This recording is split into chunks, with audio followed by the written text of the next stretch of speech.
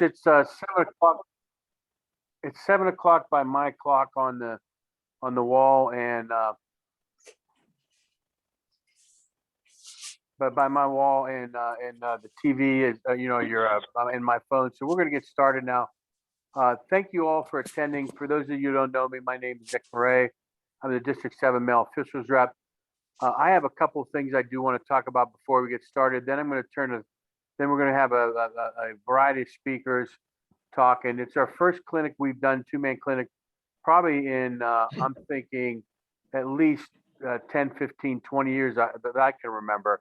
So we did this in football, it was well received. We did it in basketball, it was well received. So Lenny, Andy, Dave Moore, and Dan Yost have put together a heck of a program.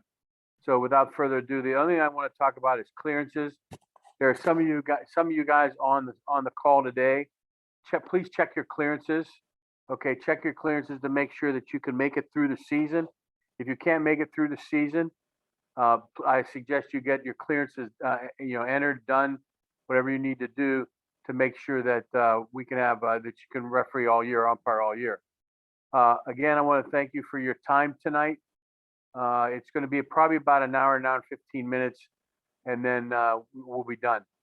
Like I said, it's a program. It's pretty well put together. It's something we need to do to make sure all of our umpires in Western Pennsylvania are doing the same thing with the two-man mechanics. Our first speaker tonight will be Dave Kernan. He's from Officially Sports. Dave, as you know, they have all the gear for you guys. Go ahead, Dave. Thanks, Nick. Appreciate it. Good evening, everyone. Just wanted to say thank you to all the officials for over the years for supporting Officially Sports. It's greatly appreciated. Also, I just want to just a few announcements on our hours for the month of March. It will be Monday through Friday, 10 a.m. to 5 p.m. Saturdays in March, we will be open from 10 a.m. to 1 p.m. So come on down, visit us. We have your hats, jackets, pants, equipment. So whatever you need, we got it.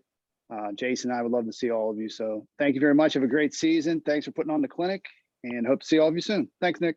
Hey, Dave, talk about the gift certificate. If the baseball guys don't know about it, please talk about that they will receive. Yeah, sure. For those, what Nick's talking about is if you registered for the PIAA convention, you received or if you haven't received yet, we get all the names from the PIAA daily, couple, maybe 2 or 3 times a week. So once we get the names from the PIAA, for those men and women who registered for the convention, we will send a gift card to you. So that gift card will be sent not from the PIAA, but from Officially Sports. And once you get that gift card, you can use it in the store. You can use it over the phone.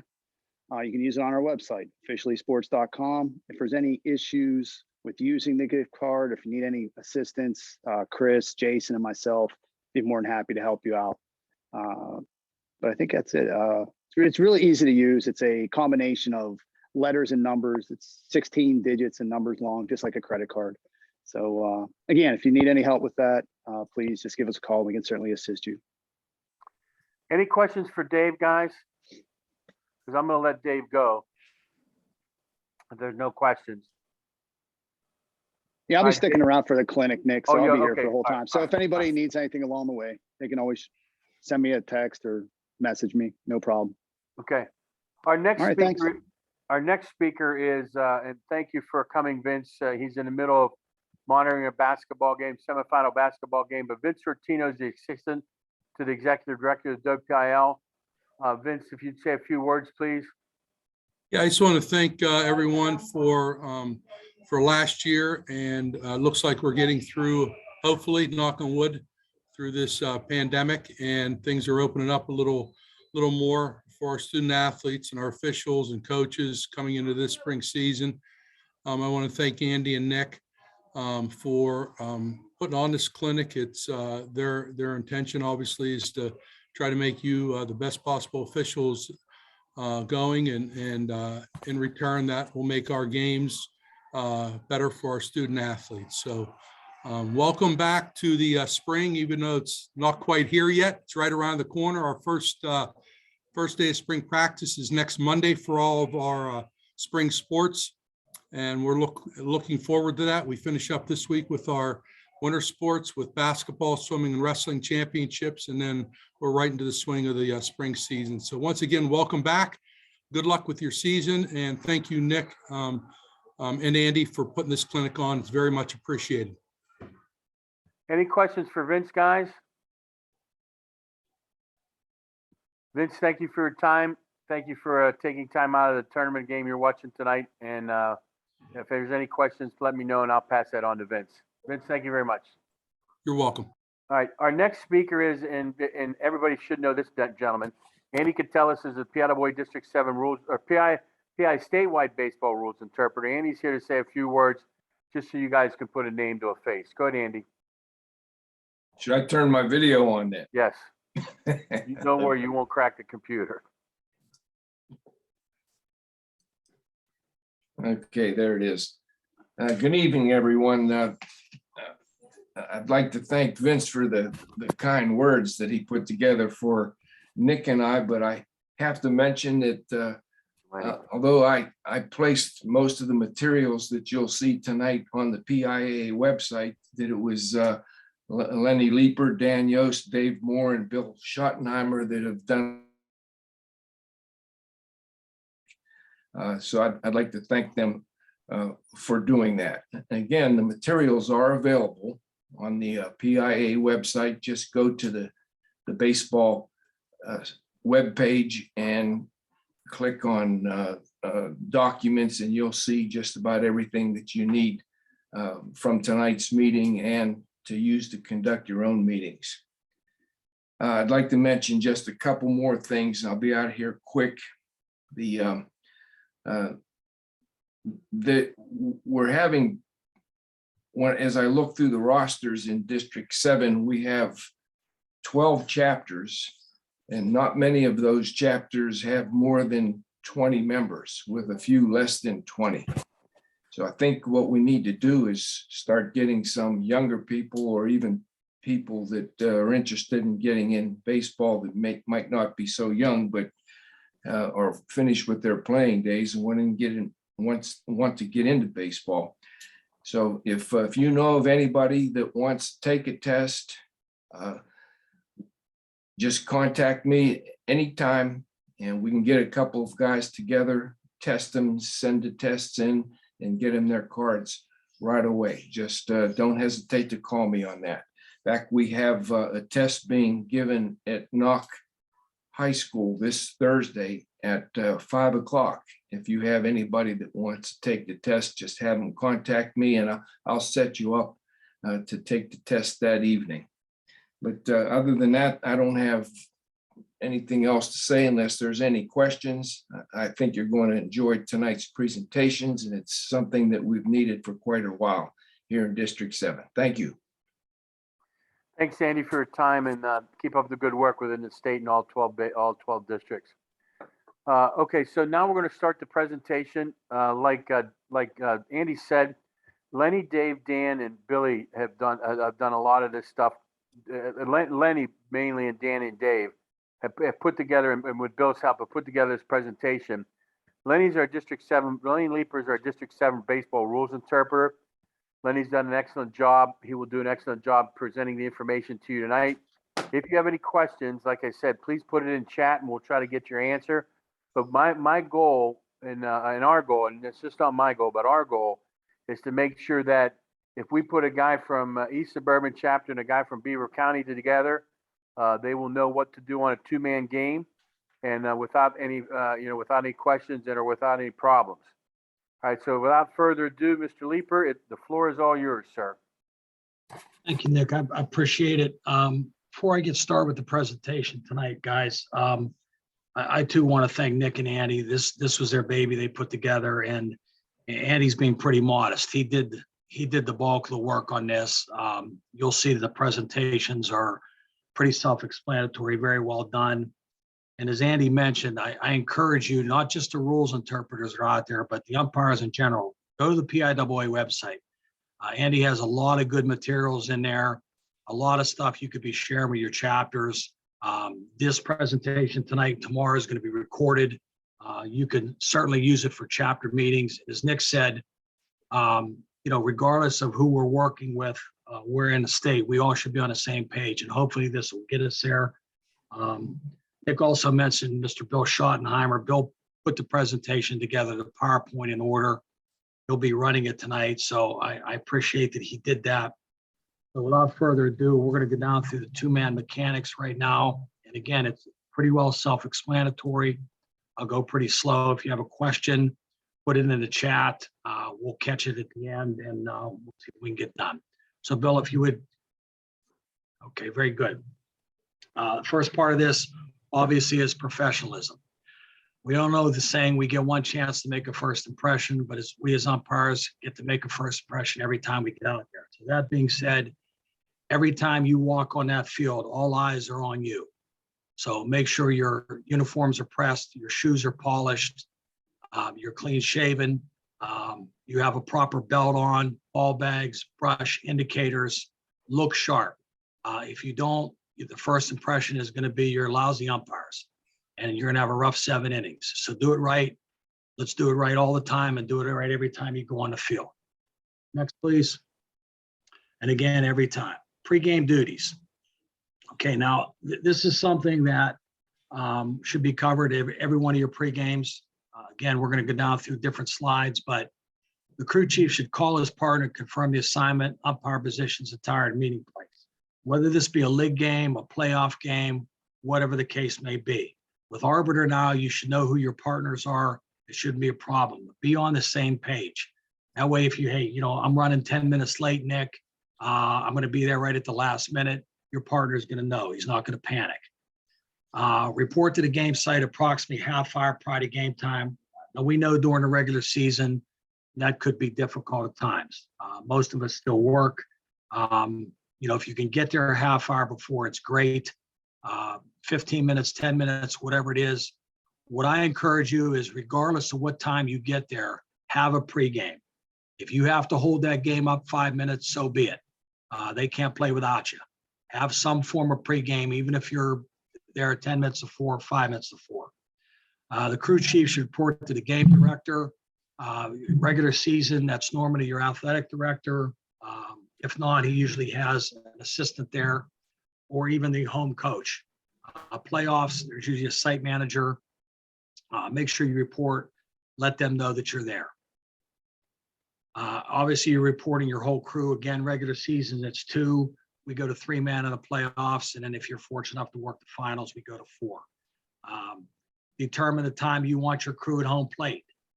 This is all part of your pregame again. You don't want to be there at 5-2 and scurrying teams off from their infield practice. Probably no later than 10 minutes prior to the game. Gives them an indication to get off there, do your pregame duties, your sportsmanship message, start the game on time the best you can. Okay, here's part of most of what you should be talking about during your pregame. And he's always emphasized that the crew chief should conduct the umpire's pregame talk. The base umpire should not make suggestions or comments unless asked. This will help ensure a more efficient and informative pregame. So that being said, if you are the crew chief on the game, have your presentation ready to go, have your materials, know what you're talking about, have a proper pregame. Following basics should be discussed every pregame. Just because you may have worked for a guy for 10 years, it doesn't mean you're on the same page that day. Okay, the basics are as follows. And this basically, again, is your field coverage. These slides, Andy did a great job putting these together. They're self-explanatory, real easy to read. We're going to go through these pretty quickly. Okay, here's your plate umpire with no runners on and your outfield coverage. Okay, basically you see the black outline. The plate umpire is taking center field straight to second base, and your black outline comes over past first base to your dead ball territory. Your base umpire has everything not covered in black. Again, this should all be discussed in your pregame. Your plate umpire is taking pretty much everything there that you see, including the infielders coming in, and your base umpire has the easy plays in this area. Okay, your base umpire with no runners on, your field coverage. Okay, again, it's just showing you in black what your field umpire should be handling. Okay, and again, if you have a proper pregame, it should be second nature to you. It becomes muscle memory. Take every tough play in this area, including the center fielder, up and back. Okay, it's much easier for him to do that. He has the angle, and you're not standing on the first base line doing this. You got to hustle a little bit, move towards the play, get as close as you possibly can, get stationary, make your call. Okay, your base umpire, or excuse me, your plate umpire takes the tough plays or those in which an outfielder, he goes back in this given area. Again, part of your pregame, you'll know that. Any converging plays that may occur and charges in on a ball, any outfielder that's charging in on a ball.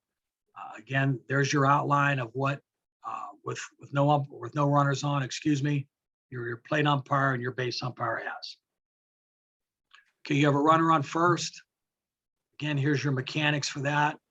Your base umpire has now moved into the infield. The plate umpires will take all balls in this given area. Or excuse me, plate umpire. Okay, again, there's your outline. Basically, what we're doing here is you're splitting the gaps. The base umpire from gap to gap and out towards center field is going to be covering that. The plate umpire has the rest of the given area that's shown.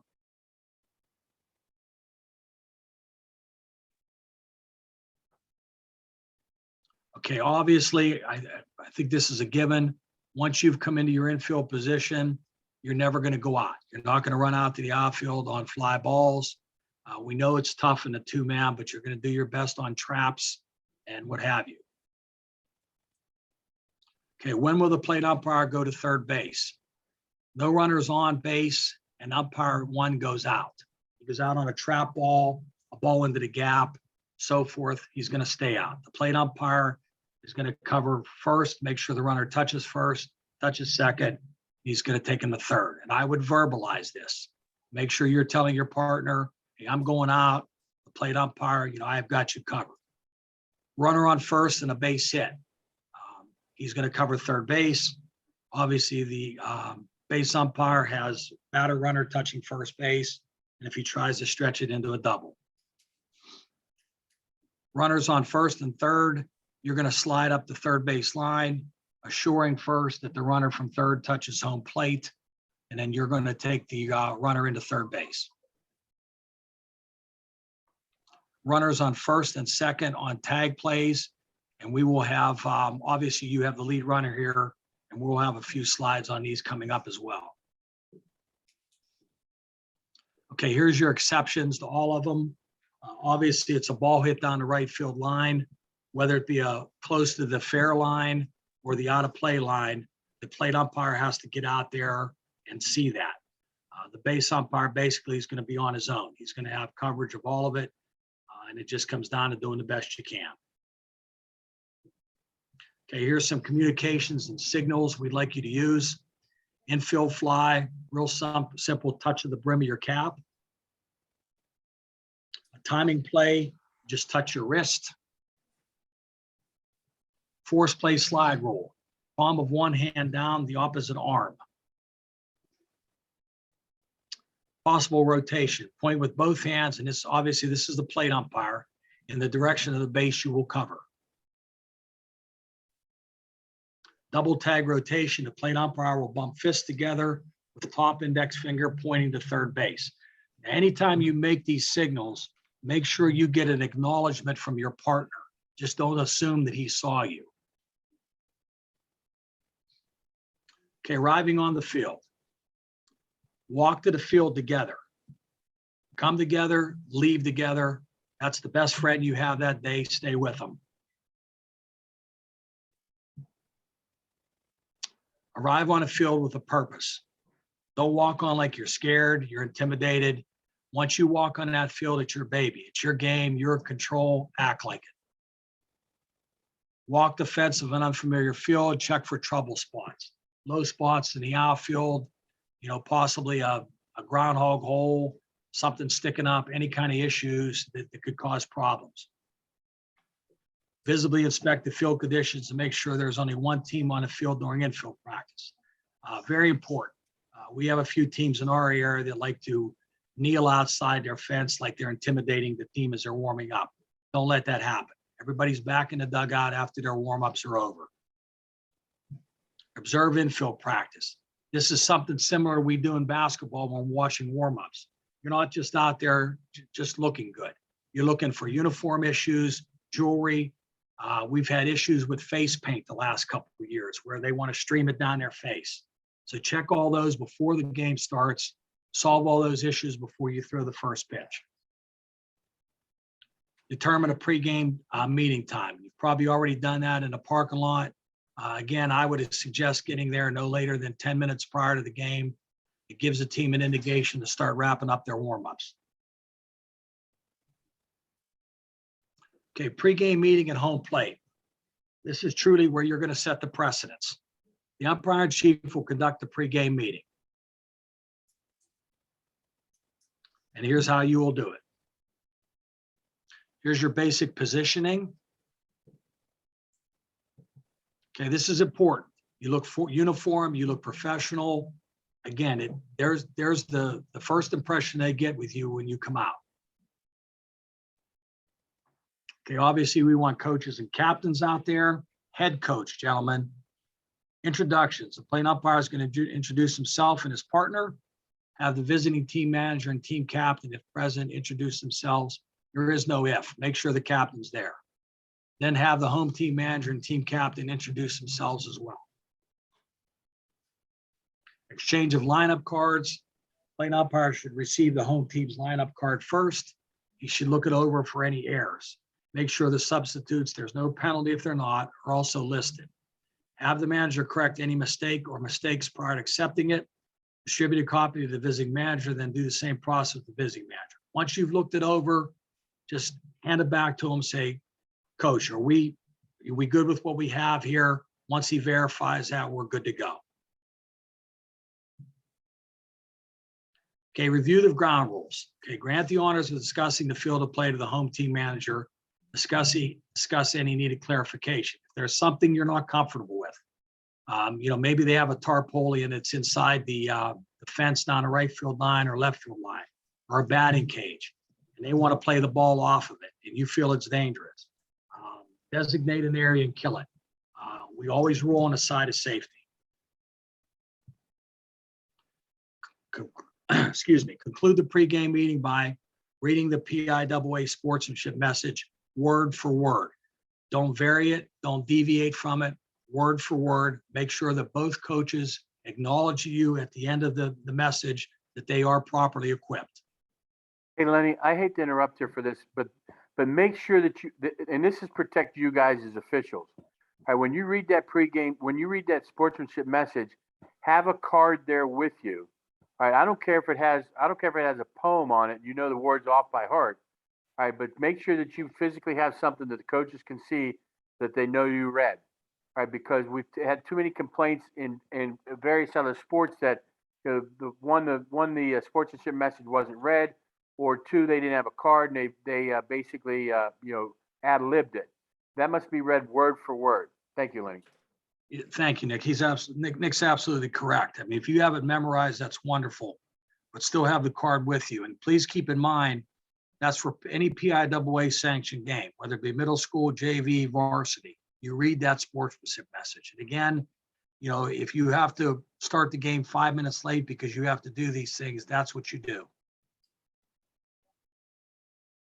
Okay, here's your positions during the national anthem. Okay, again, it just looks professional. It's neat, it's clean, it's crisp. It sets a good impression.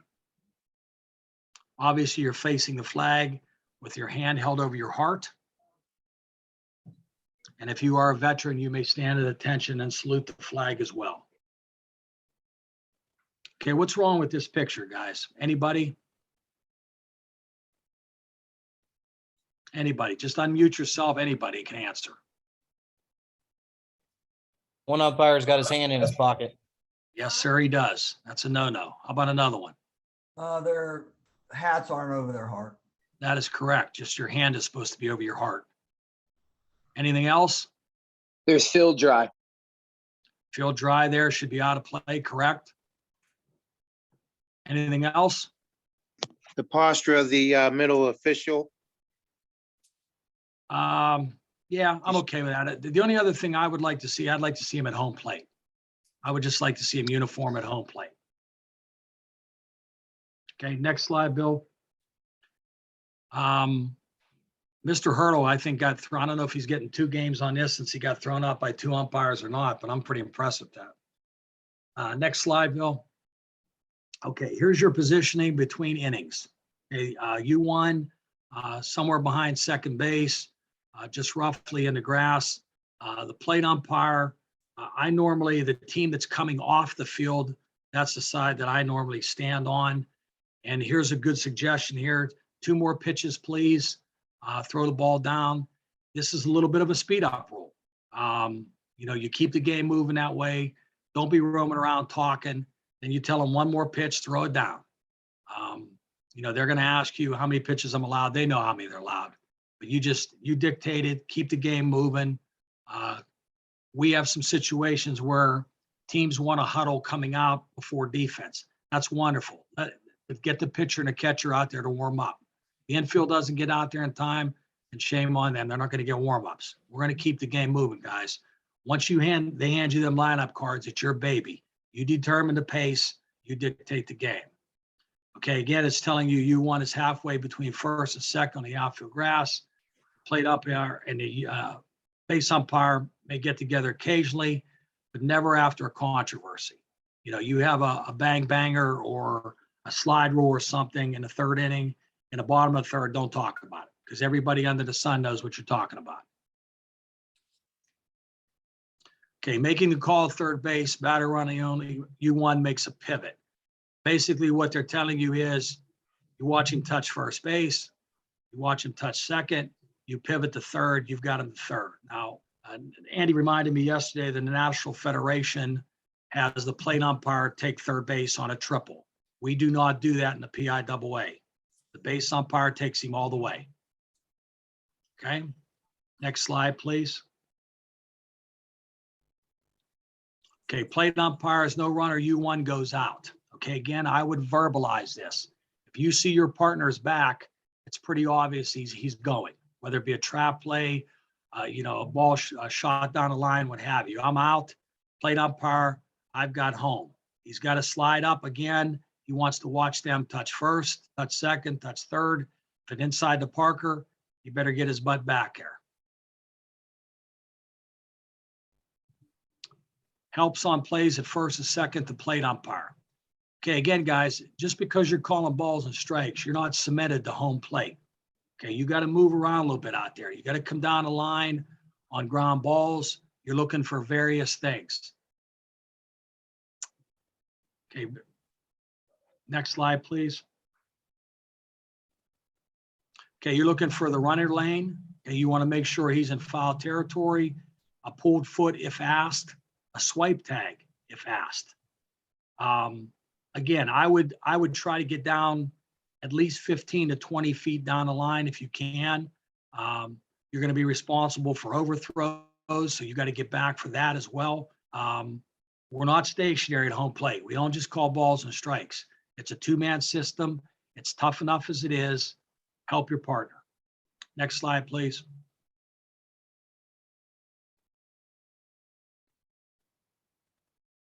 Okay, double play ball, very important. Okay. Get your mask off and be active. What I've basically just been telling you. As you're coming up the line, you want to look at that play at second base. The base umpire is going to hang there as long as he can. And obviously he's going to turn. He's going to see that play at first base. So it's imperative that the plate umpire looks to make sure that it's a clean slide. He's not being taken out.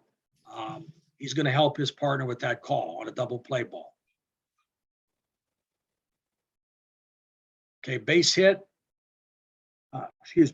The base umpire again is going to curl in. He has batter runner responsibility touching first base. If he obviously is trying to stretch at the double, again, he has that responsibility as well as third base as well.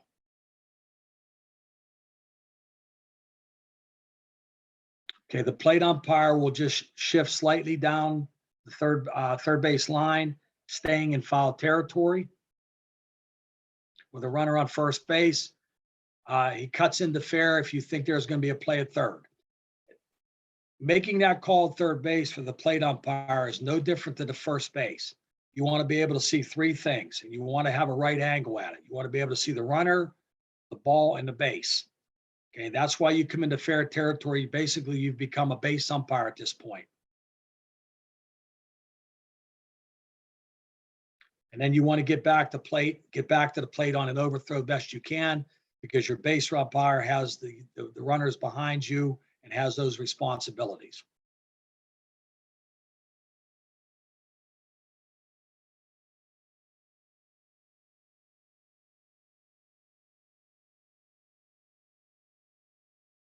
Okay, they're showing you in a diagram here, and this is again with the runner on first base.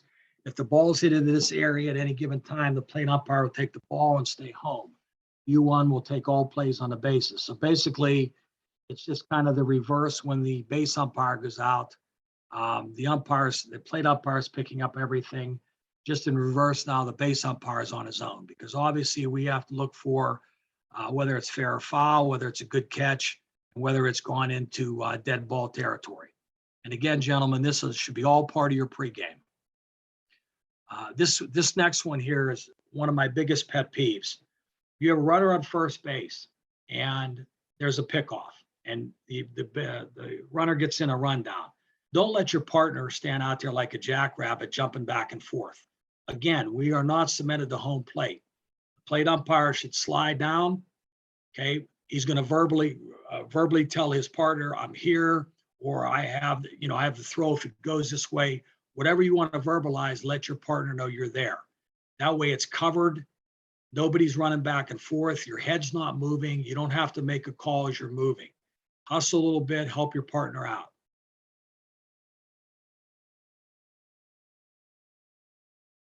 Okay, again, just to cover the double play again, regardless of where it's hit, the plate umpire is going to come out around. He's going to slide up the first base line.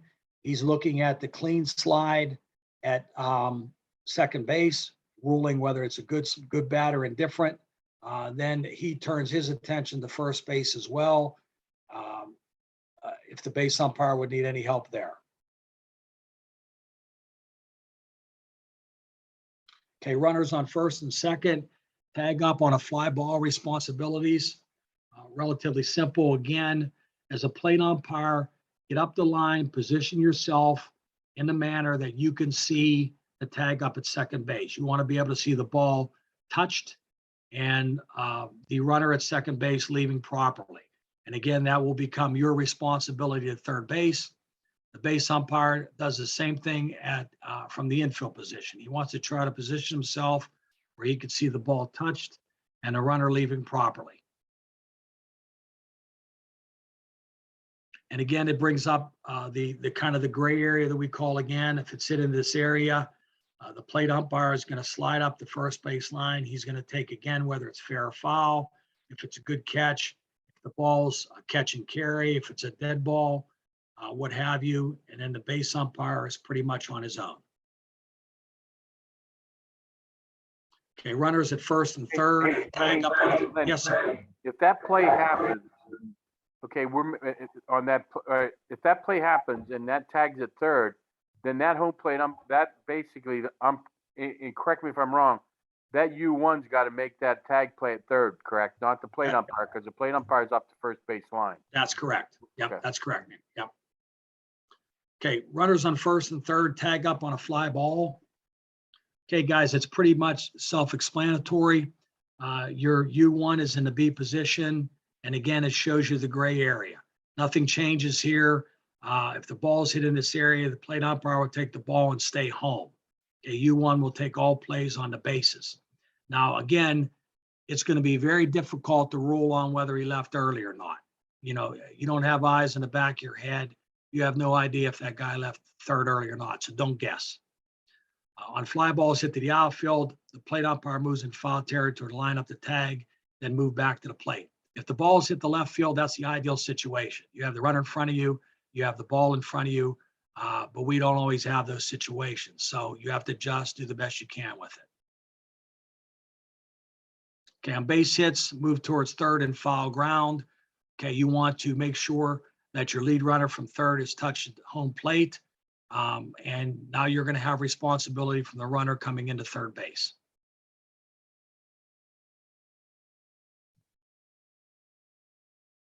Okay, and again, what I had just reiterated to be ready to cover the play at third and a retreat to the plate if R1 tries to score. Something in the gap. If he could score, your responsibility, you're watching him touch third, you're getting back to home plate, and that's your coverage there as well. Guys, I appreciate it. I appreciate your attention. Couple things, and I'm going to pass it off to Mr. Dan Yost, who is the West Penn chapter rules interpreter. Andy talked about this real briefly. We are in trouble numbers wise. Every chapter, mine in particular, I'm down to 17 umpires this year. And that doesn't mean I have 17 every day. We need to beat the bushes. We need to get healthy again, get umpires. It's a great sport. I personally think it's my favorite sport of the four I've officiated. I think it's the greatest game ever invented, and we need to get young people, get them involved. Our numbers are dwindling. Unfortunately, we all get older and the kids stay the same age. But again, I appreciate Nick and Andy and what they did to put this together. You rules interpreters out there, take advantage of the stuff that's on the website. This will be recorded tonight. You can use this as your chapter meetings as well. We had one question that came up in the chat. If the gentleman would just call me offline afterwards, I'll handle it. I don't want to hold the meeting up anymore. So at this time, I'll turn it over to Dan Yost. He's going to cover special situations. And as Andy always says, call strikes. Thank you, gentlemen. Danny, it's all yours. Unmute. Oh, I was muted on both my channels. I'm sorry. How's it going, guys? I'd also like to reiterate whatever else has been saying. Thank you, Andy and Lenny and Nick and Dave and Bill run the PowerPoint for putting this together. I will talk about handling, one, the special situations we might see during a game, and then two, how we handle those situations if they come up. As you can see on the slide, Andy made most of this. I modified it as needed, but we'll give it a go. We're going to talk about a couple different things tonight. We'll go over the kind of the major point of force play slide. You could talk about it for hours if you really needed to. Collisions, mainly around home plate. Obstruction, you just keep going through these. We'll handle both appeals and discussions, box, getting hit by pitch, taking care of your benches, and confrontations / discussions / arguments / just having a chat. And then weather. All right. Force play slide rule. The main thing we want to talk about tonight, and what we have here are the legs of someone sliding and the base in question. There's a lot of parts to the force play slide rule. Let's worry about the main thing for tonight. We need the runner going straight into the base. In this case, we're seeing a feet first slide that goes directly into the base from where the runner is going from. They cannot deviate to one side or the other. They cannot pop up. They cannot barrel roll. They cannot lift a leg above the fielder's knee in a standing position. We need slides coming straight in. On dirt fields, it's pretty obvious to see where the slide is because they leave the mark. With that said, what we're looking for is to call the big ones. Call the ones that everyone sees. Call the ones that we have to call. Don't, especially in a two-man, you don't want to be that person that gets so locked in on looking at force play slide that you're not taking that ball into first base. You're not getting the bigger play, which is the back end of a potential double play at first base. What we cannot have, again, is oversliding the base, except for home plate. In this case, we're seeing an overslide. If there is no contact, we won't have a problem with this. But if he overslides and makes contact beyond the base, then we do have a problem, and we will probably have forced play slide called. Remember, on a forced play slide, if we're calling it, it needs to be time immediately. Good mechanics on a forced play slide. If you're calling it, time, 2 hands up loudly, point to second base, declare a forced play slide, that runner's out, and then point to first base, a batter runner going to first place, declare him out. If there's a runner at second or third, put them back to the base they're coming from. If you do all that in one motion, one call, and do it with conviction and, shall we say, confidence, you have a better chance of getting through that without having a huge discussion.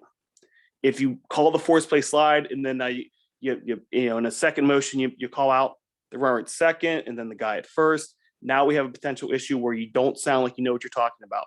If you're going to make that call, let's make that call with intent. Let's not be afraid to do it correctly. A lot of these plays will be talked about. Dan, there's a Yes. question. What about turf fields where there are a great deal of overslides? Use common sense, I assume, correct? If no, the rule is the rule. The rule, there is no exception to turf fields. If they overslide and make contact beyond the base, we have a forced play slide violation. These are players need to learn, especially on their home fields, that they need on turf, they need to slide earlier, and on wet turf, they need to slide even earlier than that.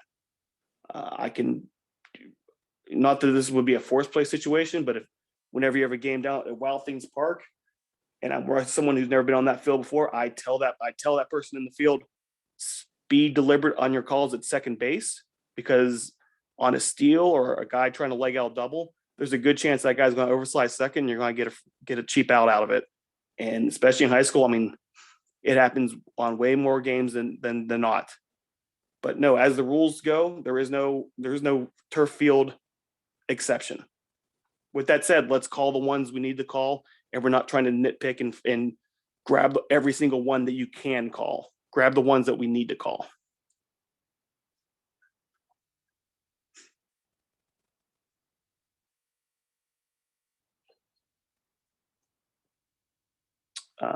The ones we have here is, again, where a fielder is sliding away from the fielder. They're not going a direct line to the base because they're avoiding the fielder, who is in theory on the home plate side of second base in this situation. You just keep running through these.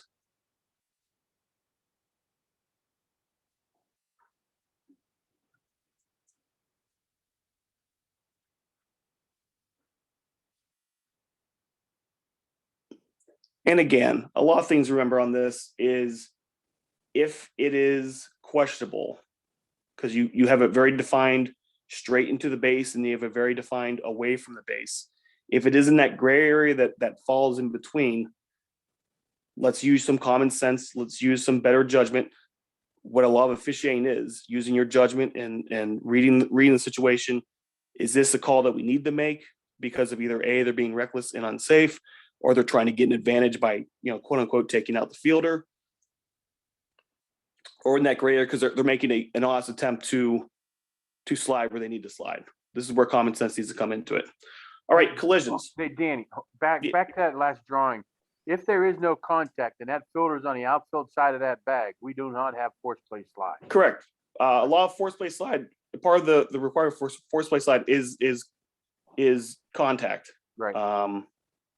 Now that contact does not have to alter the throw. Keep in mind that a lot of people think, well, he caught him, 3 feet behind the base, but the ball was already out of his hand. It didn't alter the throw. That's not a part of it. But the fact that there is contact is part of it. So if they slide away from where the fielder is making that pivot at second base, that is part of why we would not have a forced play slide rule call. All right, collisions. There is many times I like to tell people that baseball is not a contact sport, but is also not a non-contact sport. There are plenty of situations where two people will make heavy contact with each other, and there was absolutely nothing to call, despite someone always being convinced that there needs to be a call. There are plenty of times where the contact's going to happen. Look, we need two people who are trying to occupy the same bit of space, and if they're all doing what they're supposed to be doing, we have nothing to call. With that said, here's what we need to look for when we come to collisions, not conclusions, collisions.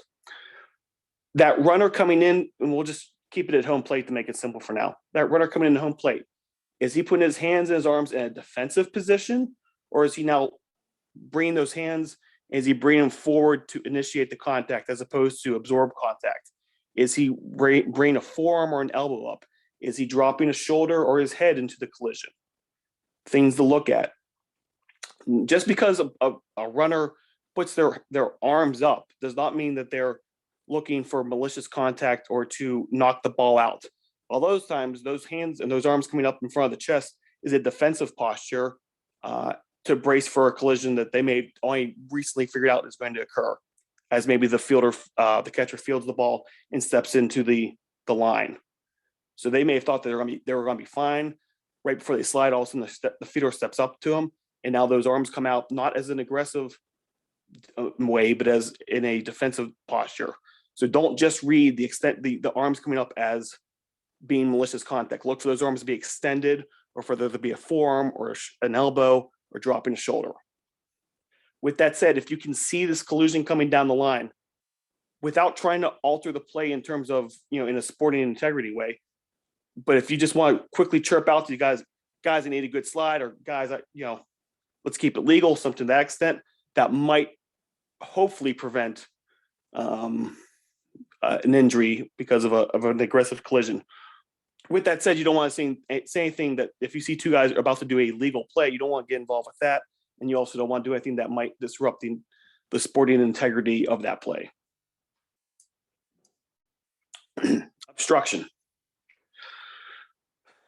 Fielders who do not have possession of the baseball, and this is different than other rule codes of the game, if they do not have possession of the ball, they cannot block a runner's path or access to a base.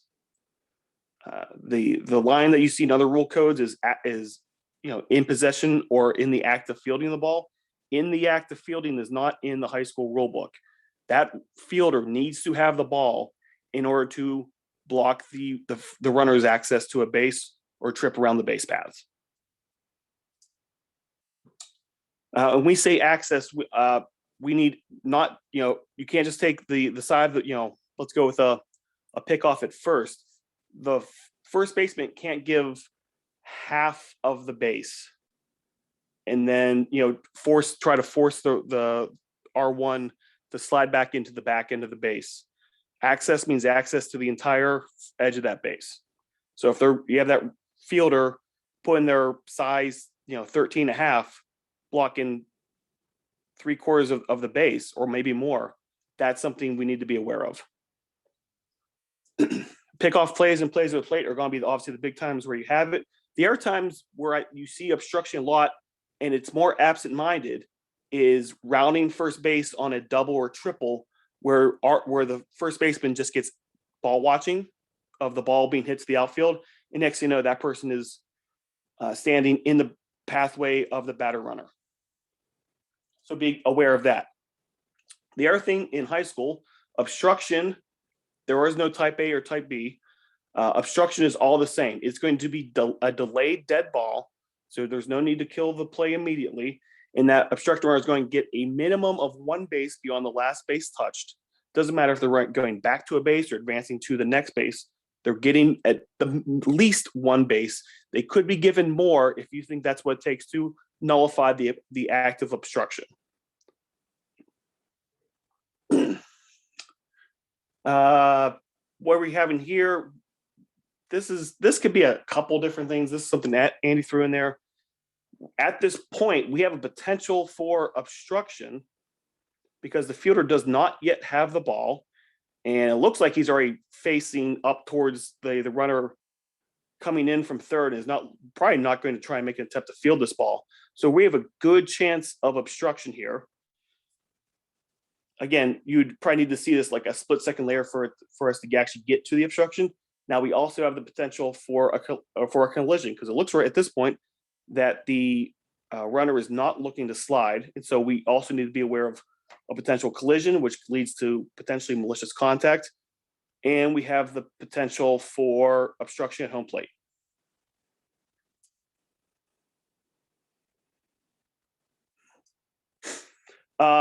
We only go back to that other, go back right there.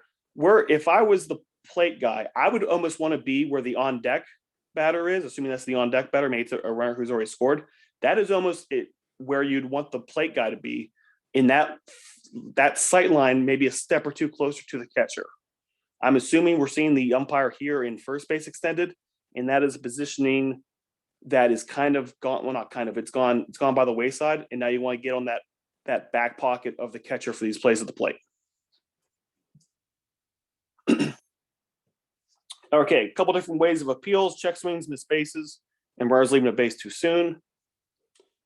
Odd check swing. Okay. Go through all these. That's fine. Andy put in remove your mask first. That's not how I do it, and how a lot of guys aren't doing it anymore. It becomes a bit unnecessary.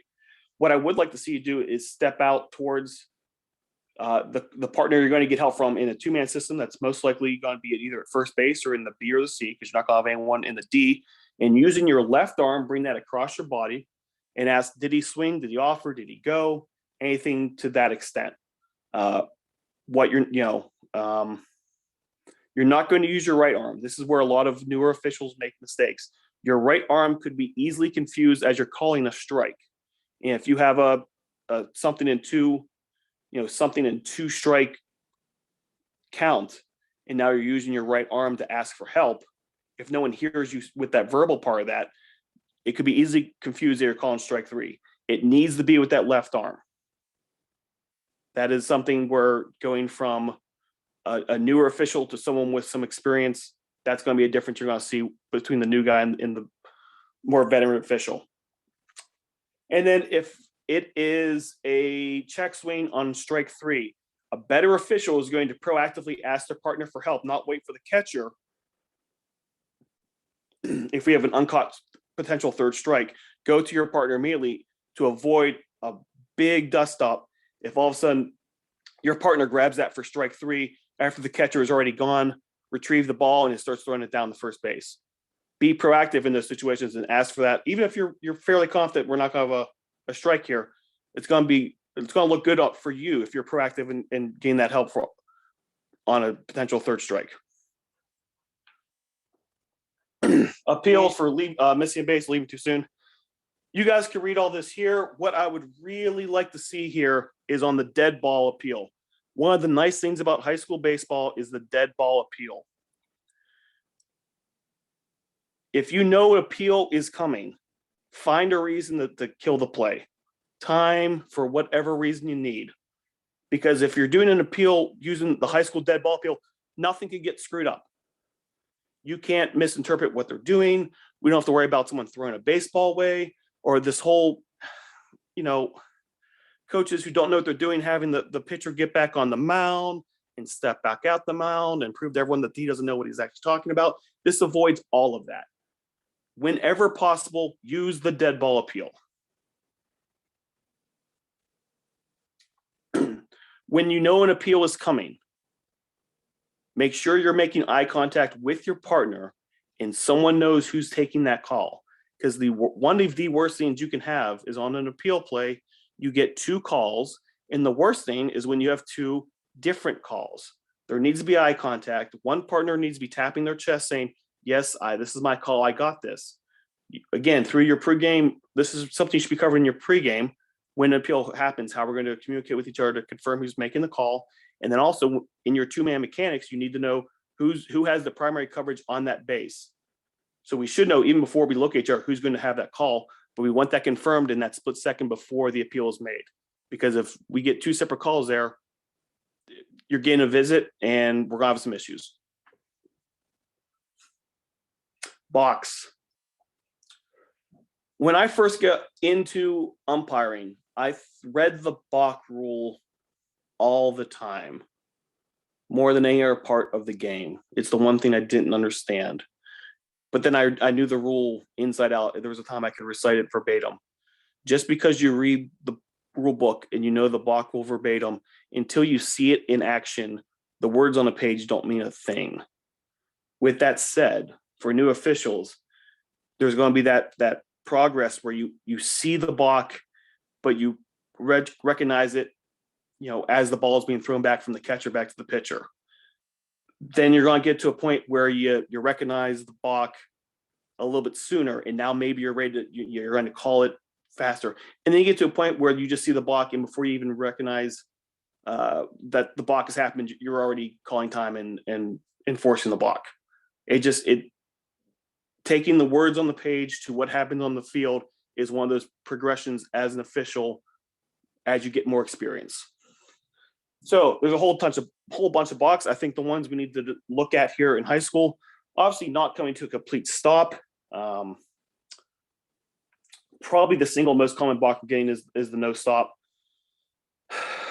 The batter or the pitcher moving their shoulders towards first base after they've come set. Again, they're allowed to have that shoulder. They have that shoulder turn before they come set, but once they come set, those shoulders cannot be moving back towards first base. And then the third one, is the kind of what we always call the 45 step, the 45-degree rule, where I need that step from the lefty going towards first base, not towards home plate. In a two-man system, that's a difficult call to pick up. People have various, tricks or tips on how to pick up that lefty step to go into first. You just need it comes with experience of just seeing that foot come down and knowing that's probably going towards home plate, or that's going closer to home plate than first base. We need to grab that. And then this fourth one, I think, is the one where in high school, we are not getting this block enough. The righty who does the jump spin to first base, who either A, does not gain ground towards first base on that spin move, or, and I think is the more egregious part of this, they don't actually step. They end up pivoting on their non-pivot foot, their free foot, which, for this would be, I guess that'd be with their left foot. It'd be their left foot. It'd be their left foot. Okay, clearly I wasn't a pitcher, but their left foot, their free foot, they go for this jump turn, but that free foot, that pivot, that non-pivot foot, the heel comes up and they really just kind of spin on the balls of their feet, and that foot has never actually come off the ground. Thus, they've never stepped towards the base. That's the one that does not get called nearly enough in the high school game. You want to be better at box. Watch these guys on some of these jump turns to first, and you'll start to recognize not every time is that free foot coming off the ground. Those are the ones we collectively can do a better job of getting. Hit by pitch. The batter needs to make an attempt to get out of the way of the pitch. With that said, a ball that comes in on the batter's box, we need to be giving the batter the benefit of the doubt. We should be rewarding pitchers for missing pitches by 18 inches. If a guy leans into it, puts his hip into it, his elbow into it, his leg into it, we need to grab those. But with that said, when they're putting that pitch in on a guy who barely has time to react, we need to be recognizing those situations and giving the batter first base for that. If we are keeping a guy at first base, this is kind of like the forced play slide rule. If you get this all out in one motion, you have a better chance of selling this call and avoiding a conversation about it. You have time. Do not say dead ball. It is time. Say time. Point to the plate. You stay here. You're staying here. You're staying here. And then you're most likely going to indicate that it was a ball. If you do have a strike, now you need to really sell that strike because you leaned into the zone itself. You need to sell that strike. And if it's strike three, then you need to give not a punch out, but declare that we have an out. Most likely, we're going to keep that guy as a ball. But with that said, if you're going to keep a guy there for hit by pitch, you need to sell it. You need to sell it well. Be forceful about it. This is where you need to be a little demonstrative about it. And really, with some conviction, let everyone know what you have, and this is how it's going to be. Bench decorum, probably a growing issue in high school. We need to be keeping the players and the coaches in their dugout / bench area. Get the buckets back inside. Get the 15th player that just kind of likes to wander outside the dugout a little bit. Get these guys in. Start using your warnings on these things, and then if you need to enforce passive warnings with restrictions to the bench, do that. Anything that is, again, just in your pregame, sports message, access back to demean opposing players, contestants, coaches, spectators, and officials are non-highest ideals of various classic education. If those chants or those remarks or those songs or whatever fits that definition, get it taken out of your game. Orchestrated chants need to make a way. Objects used as noisemakers. You don't see that a ton in baseball. The only time I've seen it is guys are using their bats to rattle either against the chain link fence or against the metal bench of the dugout. If you're using items as a noisemaker, that needs to go. Weather. Let's make this really simple for everyone, guys. Really, really simple. If you see it or hear it, meaning lightning and or thunder, you need to stop the game. There is no such thing as heat lightning. There is no such thing as whatever phrases I've heard before. If you see it, if you hear it, you need to get the guys off the field. And from that case, and from that moment, it is 30 minutes from the last bolt or the last clap, whatever the case may be. And you're going to get it all the time from coaches. They want 30 minutes to turn into 15 minutes or turn into 20 minutes, or it's been 25 minutes. Can I get my guys out there warming up? And the answer to all of that is no. It is 30 minutes from the last time we have seen it or heard it. Do not kid yourself. If something happens, this is going to be a huge problem for you. And with that said, you have 50 people potentially in or more people with cell phones, more than happy to have them rolling and catching what happens in a situation like this. Do not put yourself in that situation because you want to shave off 7 minutes of a weather delay. It's not worth it. I used to be that guy that tried to turn 30 minutes into 15 minutes. You screw it up one time and you're done. It's not worth it. Game ending procedure in the PIAA. If the game is started and then it has to be halted because of weather, darkness, or the lights go out, we have a suspended game to be continued from the point of the interruption at a later date. With that said, if we get the 4.5 innings and the home team is ahead, the game is over because of where it cannot be determined. Or again, once we're beyond 4.5, as long as the home team has had their equal chances, we could have the game over. Excuse me. Suggestion: if you're in the fourth inning of a close game and it is raining, get the teams off the field until the conditions improve. Again, don't do something stupid to try to get those extra 2 outs. Not worth it. Not worth it at all. I've been involved in games that took place over, I think one time it took 4 different dates to get the game in because weather popped up each concurrent day. And of course, the thing turned out to be a 10-run rule, but we can come back the next day. You'll pick up a second game check for coming back the second day. It's not worth rushing it just to get those extra outs in. Disagreements, arguments, discussions, however you want to phrase these. This says here, coaches are entitled to clarifications and explanations. Let me clarify that further. Head coaches are entitled to ask for clarifications and explanations if they approach you properly and are not abusive with that. Let me double down this. Head coaches. I see way too many newer officials. Let this, now they're having conversations with the assistant coach, with the scorekeeper, with the older gentleman who basically acting as a bat boy. We're not having those conversations. They are assisting the head coach. The head coach has the conversation with you. It does not extend beyond that.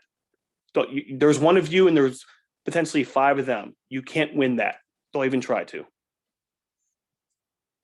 With that said, we are not discussing balls and strikes at any point. If there is a potential disagreement about a rule that might have been misapplied, what we need to do is we need to send that coach back to either the coach's box or the dugout, wherever that person came from, get together as a crew and to get that call right. As I said right there, we're not having this conversation with the coach hovering over our shoulder. They're going back to where they came from. Before I dismiss that coach to go back to the dugout or wherever, I'm letting them know if this call doesn't change, you cannot come back out because you've already been given your explanation as to why the call is what it is. So if they come back out, put the hand up, say, Charles, Chuck, you already got your explanation. Don't come out. Don't. And then if they keep coming, if you want to give them a more formal warning, and then on the next step you want to dump them, you're well within your reach to dump them because they've already been told they're not coming back out. There is no actual formal protest in high school. So if we do have a rules issue and you are sincerely not sure what to do, it's going to be better for all parties involved. You're going to have some egg on your face, make no mistake. It's going to look better to take 10 minutes, go back to your car, look up the rule and get it correct than it is to misapply a rule that can't be changed after the fact. With that said, don't be the guy that's walking around with the rule book in your back pocket. And if the head coach wants to bring out a book to you, probably a good time to dump them.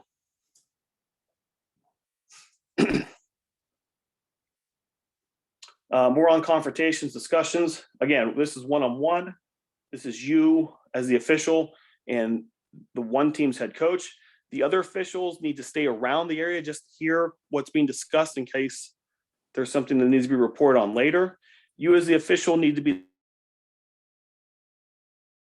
conversation. You're not shouting, you're not pointing, you're not touching, you're not a lot of times, especially if you get like box people, they once are demonstrating what the balk was or was not or something like that. Don't be the person. You're not there to give a rules clinic by demonstrating. Use your words. The biggest thing you want to do in a confrontation is get the confrontation to end. If the head coach is walking away, seemingly satisfied with what they heard, or not willing to continue the conversation, let them walk away. You've just gotten what you wanted, which is for this to continue playing the game and not talking about this moment. There's been way too many times where the umpire has been the guilty party in prolonging the discussion. It's unnecessary. They're walking away. They're satisfied enough with the answer. Let them go. There was no need to get in the last word. There's no need into being convinced that you need to convince them that you're right. If they're walking, let them walk. With that said, everyone has their own little ticks or whatever of what is or is not acceptable. If you need to draw your proverbial line and that coach crosses it, eject them. With that said, don't be afraid to let them know, balls and strikes or they're being excessive and arguing. Dave, this is the last time I'm hearing you about this for the rest of the game. If you want to argue about this anymore today, you will be ejected. And now they've been told what the consequence is. If you can get that warning in there, all the better. With that said, if you give the warning, you better be ready to back it up 2 innings later when they start complaining about balls and strikes again or whatever it is. If you give that warning, follow it up. With that said, if you have a chance to get that warning in there, get that warning in there. It prevents you having to do paperwork back at your house after the game, which I'm pretty sure no one likes to do paperwork. With that said, if for any reason there is an issue that we cannot continue the game, the word forfeit should never come out of your mouth. It is not your job or your responsibility to forfeit a game. You can simply say the game is suspended and you're going to pass the word on either to your assigner, maybe to Nick, maybe Nick wants to take that phone call. Let the people above you know that this game was suspended, pass on the relevant game information, inning, score, lineup cards, all that good stuff. And now you're going to let the ADs in the WPIAL figure out how to sort this out. That's not your job. The word forfeit in a high school game should never come out of your lips, ever. So with that said, thank you for what we have. Remember, guys, the best thing you can do to help you get these games going through faster, and Andy's big declaration, call strikes. Call all the strikes you can get. Hey, Danny, we had 2 questions. All right. I hope I have 2 answers. The first one being with obstruction at first base on a pickoff attempt, we're giving the runner second base or staying at first base. Obstruction is a minimum of 1 base award. Right. It does not matter if they're going to. Yeah. Good. Yeah. If they're obstructed going back in the first, the award is second. They're always getting a minimum of 1 base. All right. What about the runner who purposely runs into the fielder because he doesn't have the ball? In that case, I've had this happen in the game before. If you have a runner deliberately altering their path to make contact with a fielder in an attempt to induce an obstruction call, we don't have obstruction because that fielder is not hindering the runner from advancing the bases. There's no call there. Right. And this is where you need to be. This is something you need to, if this happens, you need to enthusiastically sell this call. Give that safe signal. Go, no, no, no, no. Don't say obstruction, because you don't say no obstruction because people will hear obstruction. But sell it, make it very well known that there is no call and the ball is still alive. Danny, thank you for the presentation. Next up, Dave Moore. All right, can you hear me all right? Yep. All right, thank you very much. And I want to thank everybody for coming. I'm going to get right into this since this seems to be running a little longer than we thought. And basically, I've been given the opportunity to cover the topic of wear your colors proudly. This is a 3-page piece in the chapter guide put together by Andy Katalis. And I believe there's a lot of good stuff in here. I'm going to get down through it, and hopefully there'll be something in here, 1 or 2 things that'll stick out to you guys tonight. The one thing that Andy starts with is one of the incorrect theories about officiating is that good officials, if it's never noticed, do the job correctly and you will be noticed. With that said, I believe that wearing your colors is 2 things. Number 1 is that it is you representing yourself and how you look out there and how you present yourself. And number 2, how you represent your chapter. I think that that's very important as well. You've got 15, 20, 30 guys that you're representing, and you've got 2 guys coming in after you're done with that game that have to work at that field and have to follow the example that you've set there. Okay, pregame presentation. I think it's really important now, especially with cell phones and social media and everything, that you need to know who you're with, where you're working, what position, what you're wearing, where you're meeting. You want to think about your pregame. Have you worked with this person before? Have you not worked with this person before? I believe that there's 2 completely different pre-games there, if depending on one or the other. Appearance. I believe that all the 2 previous presenters before me both talked about that, but the only thing I want to say is help each other. Take a look at your partner. Did he miss a belt loop? Is his shirt tucked in? Has he got something on inside out? Help each other so that when you both walk out on the field that you both look good out there. And also know your positioning, as Lenny went through very thoroughly when you get on the field for the pregame and also for the national anthem. One of the huge things we're talking about tonight are mechanics. One of the things that are in here that are highlighted says make your calls with good timing, not being too quick with your signals or your voice. This helps your judgment.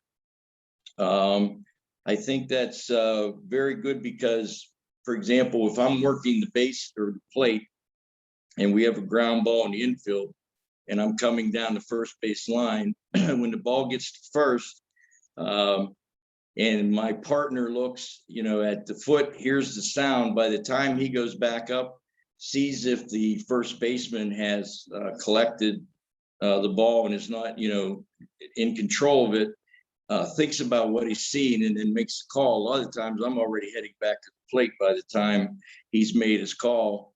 And because I know what he has, because I can see what happened and what's going through his mind. It's also not necessary to always use your voice on an out or safe call if there's nobody on base. If the runner is clearly out, just a simple signal, professionally up high and then back to your position.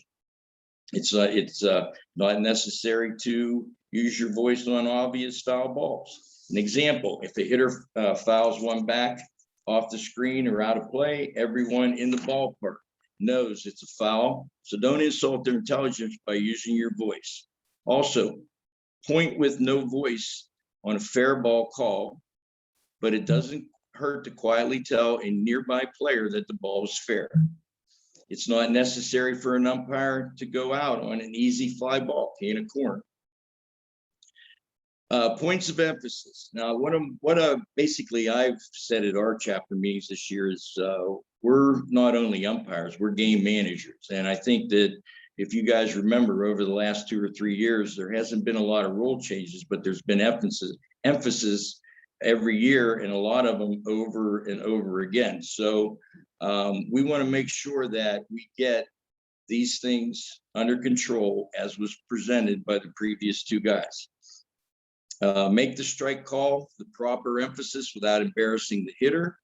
Use proper ball rotation techniques by getting a new ball to the pitcher while on deck hitters chase the ball back to the screen. Players from the dugout shag the balls, getting foul balls to the dugout rather than to umpires, and knowing where you're getting your baseballs from when you need them. And that's very important. I think one of the things that really makes us look out of control of the game is begging for baseballs. And I think that that's a good thing that you want to find out in the pregame. When you get to the field, where are you getting your baseballs? How do you ask for them? Who's bringing them out? Who do I look for? I think that's one of the things that if we get that down, it looks like you're more in control of the game. Do not point to first base on ball 4. The hitter knows where he's going. As far as the plate, you should always keep the plate clean. Don't let the batter, don't let the catcher clean the plate. Get out there and clean the plate whenever it needs it. And make sure that you have a good working relationship with your catcher, and that he understands that that is your job to take care of that. Do not use your voice on a full swing. If somebody swings and misses, all you do is signal. You don't have to point or anything like that, and you certainly don't have to say strike.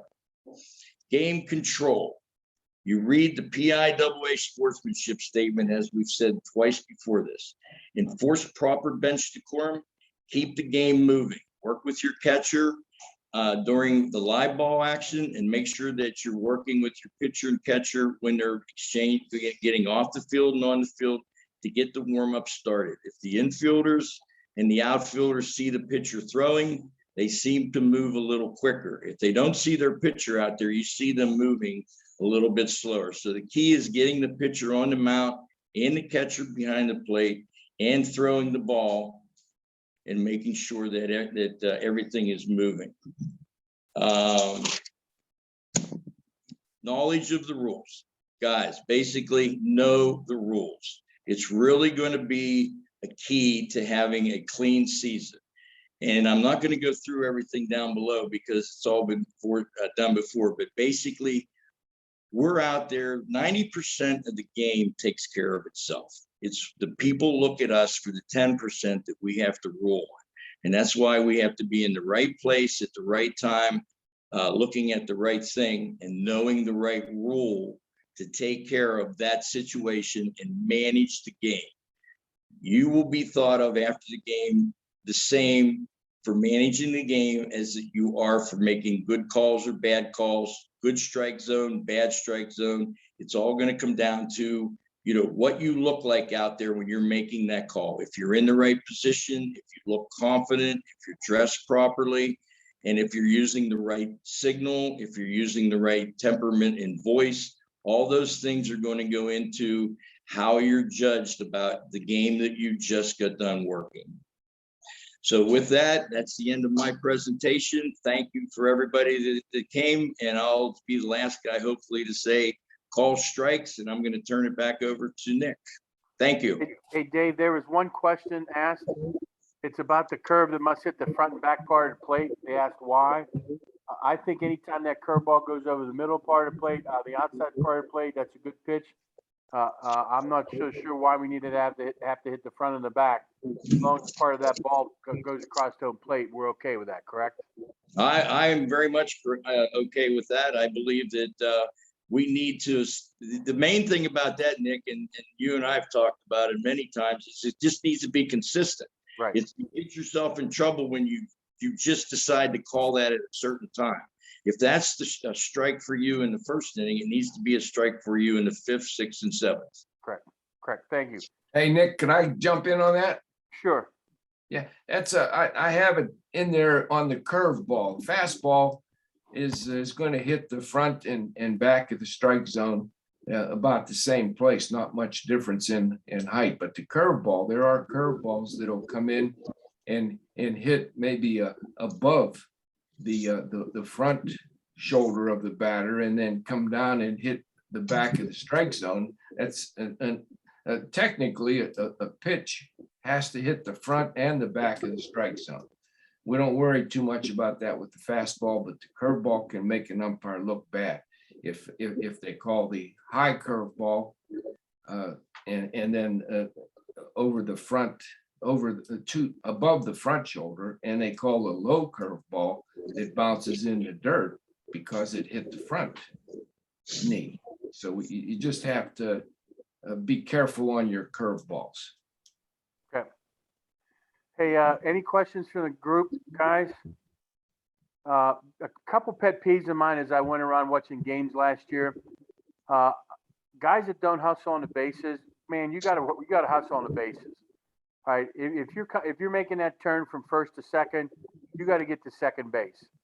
My biggest pet peeve is guys that don't want to clean the plate off.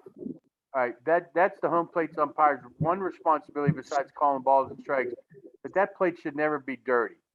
All right, now granted, if a kid swings and gets a little bit of dust on it, I'm okay with.